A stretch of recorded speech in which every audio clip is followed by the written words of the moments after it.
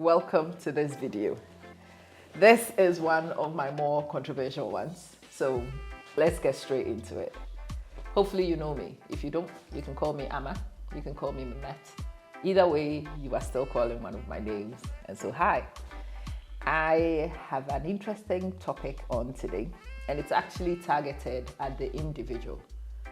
Those of you who are in relationships with this individual I am addressing will find this video difficult because this video is addressing personal interest, which may conflict with your personal interest and sometimes the things that you want to be priorities in other people's lives.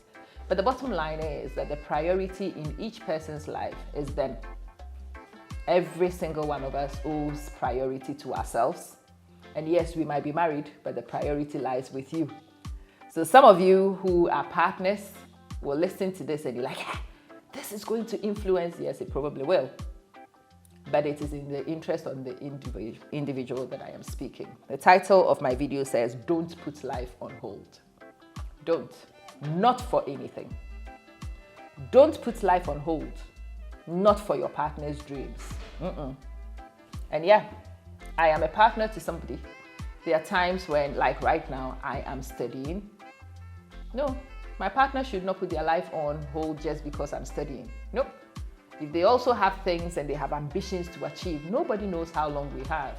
And so everybody should be busy trying to foster what brings value to all of us. If my husband also needs to study, then my husband also should look into ways in which he studies. I am doing a doctorate. I'm doing a master's. I want my wife to make sure that she stays and very nice. If your wife is able to support you to do that, wonderful. If your wife is not able to be a stay-at-home mom just to make sure that you finish your master's or your doctorate, well, that's also actually fair enough. If she also needs to be doing a master's or doing a doctorate, then the two of you need to figure out how that works. But don't put your life on hold. Not for anything. It brings regrets. Don't put your life on hold for the kids. No.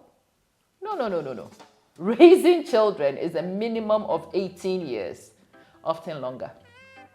Yeah. You will have children and you would have childcare issues for 18 years, minimum. Most people have children leaving around 21, or these days even longer. So putting your life on hold until the children grow, until the children leave, is 20 years taken out of your life. And you will regret it. When your children finally leave, and I know a lot of women who decided to be stay-at-home moms for their children, and then their children suddenly left, and you realize that you have no skills.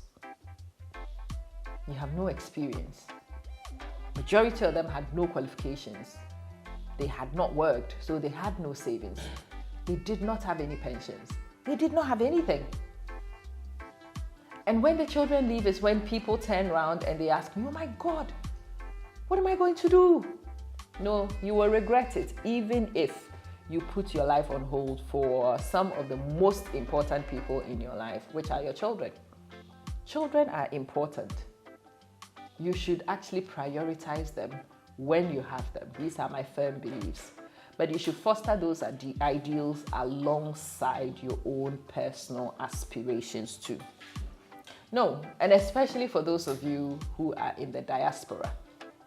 You've left your home, you've traveled to a place to build a better life, to return home. You are the people I want to work on most for today.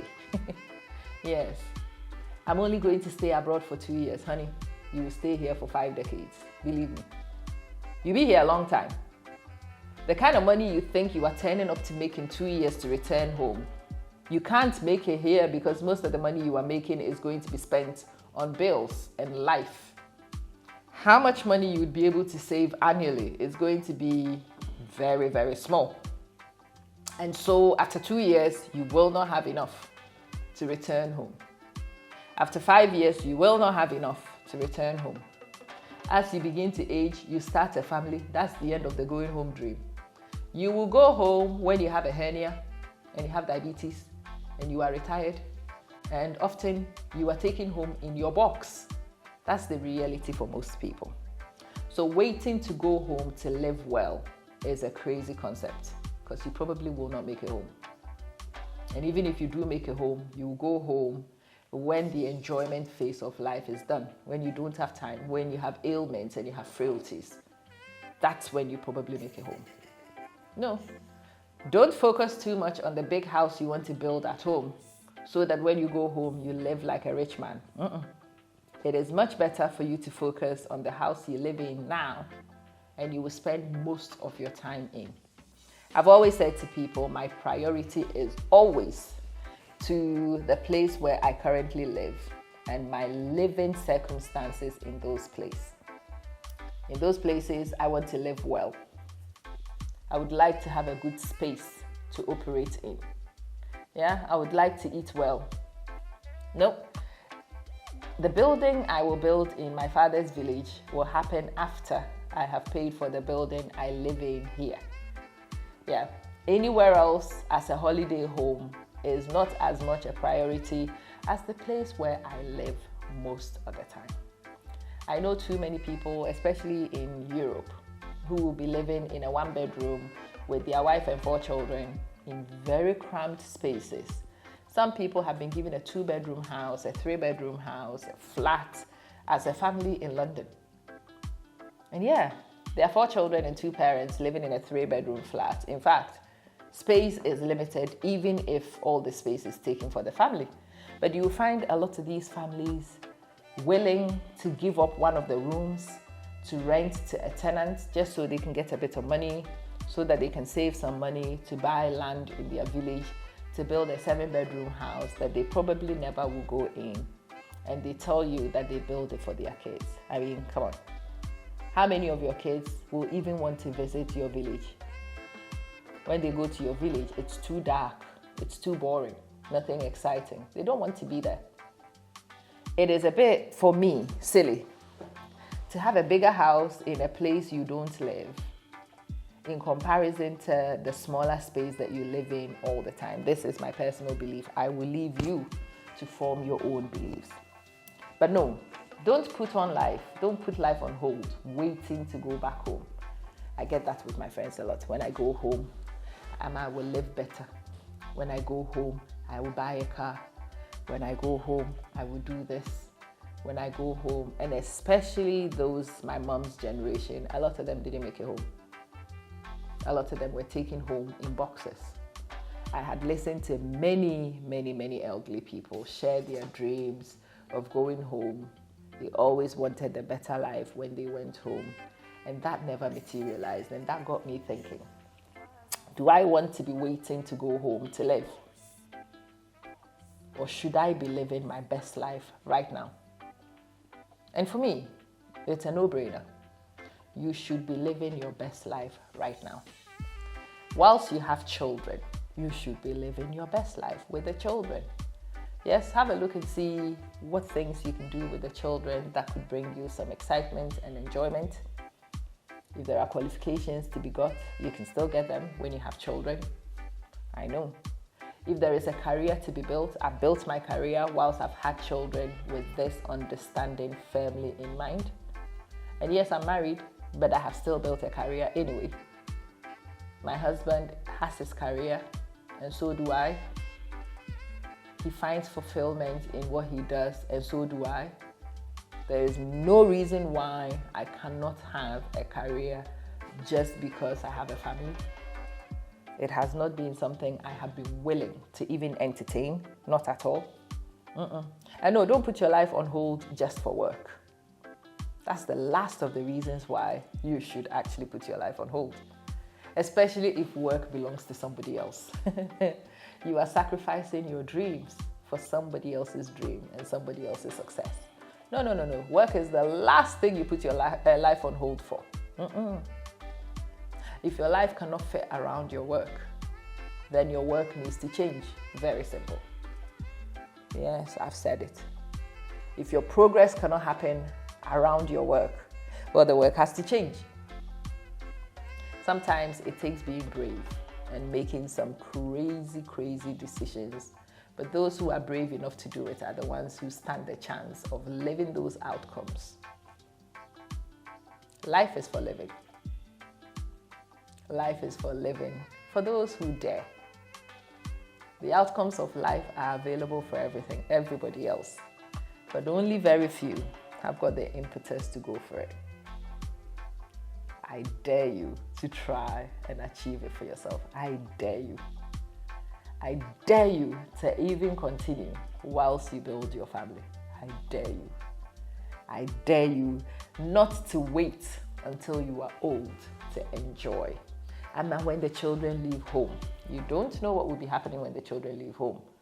So that might not be a good strategy. If it's possible to do it whilst the children live home, do it. You don't know. You genuinely don't. And I would hate it if we live for the future. My friend says to me some time ago, she says, Amma, you know why various races have different attitudes to death? And I'm like, what do you mean? Yeah. Your people always cry a lot when somebody dies. Well, this person is not from my race, so everybody who has brown skin is my people. But okay, fine, touche.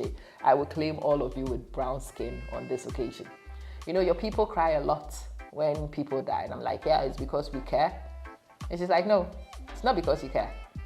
Most of you are crying for the regrets of the dead and for your own regrets. That's why you are so loud at funerals. And I'm like, what? Huh? I was actually quite offended, really offended. But typically me, I went home and I thought about it for a second. Not too long after this conversation, my father passed. And I remember the proceedings of my father's passing, this person's words coming back to me and revisiting this to think carefully. In fact, when my father finally made it in the box, there were only silent tears from me. And I realized something. I had no unfinished business with my dad. And my dad himself had lived through it all. There was nothing left that my father needed to do. There was nothing left for my father to see. There was nowhere that my dad had not been. There was nothing that guy had not done. My dad had lived a very, very colorful life, and he had achieved quite a lot of things. And I found myself at peace knowing that life didn't owe him anything. And the person's words came back to me.